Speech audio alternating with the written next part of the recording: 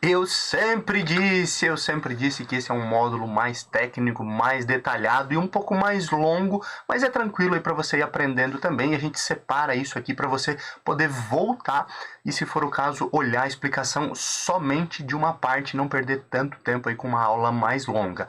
Olhando então agora para os fundos de renda fixa e os sufixos que vem dentro do fundo de renda fixa, é hora de a gente falar desse outro fundo aqui, fundo de renda fixa simples. E por que que eu falei já na última aula que ele conecta com assuntos do módulo 2? Porque assim, ó, 95%. Olha como é interessante aqui, e essa é uma dica importante. Anota essa placa que o professor passa aí para você. Quando a gente fala de fundos de investimento, tem alguns números, alguns percentuais que são chave.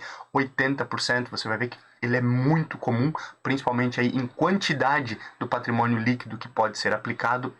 95%, né, a gente falou na última aula do fundo DI, né, por exemplo, o fundo referenciado DI ou referenciado ao IPCA, que 95% tem que ser aplicado na referência, né? E aqui 95% do patrimônio líquido do fundo renda fixa, fundo de investimento em renda fixa simples, ele tem que ser aplicado em títulos públicos federais ou títulos de baixo risco. E ele conecta lá com o módulo 2, porque a gente falou lá sobre API, análise de perfil de investidor, e esse é o único tipo de fundo de investimento que eu posso recomendar para o meu cliente sem ele ter preenchido o API.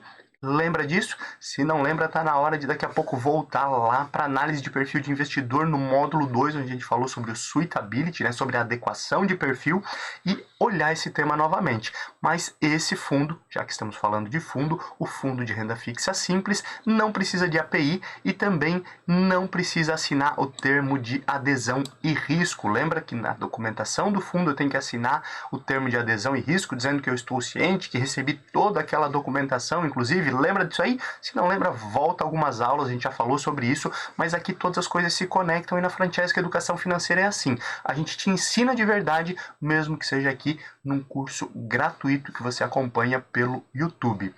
Olhando então para essa realidade do API, por que que esse tipo de fundo não precisa do API?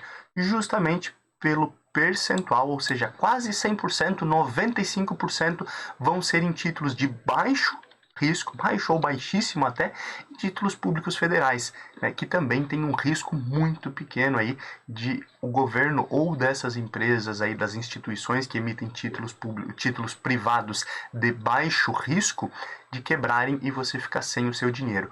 Por ter uma estratégia muito simples, é que esse tipo de fundo de investimento não precisa de API para quem quer aplicar, e quem aplica também não precisa assinar o termo de adesão e risco. E agora você entendeu por que que se fala do API lá no módulo 2, e a gente abre esse disclaimer dizendo que depois de 24 meses sempre é obrigatório, né, refazer o API.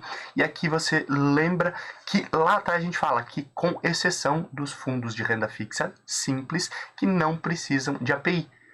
Todas as coisas se conectam, todas as aulas são planejadas para te preparar para a prova, mas te preparar para a vida também. E a gente continua ainda falando de fundos de renda fixa na próxima aula. Te espero por aqui, deixa teu like, comenta também e me diz qual dia que você está planejando fazer a tua prova de certificação CPA 10.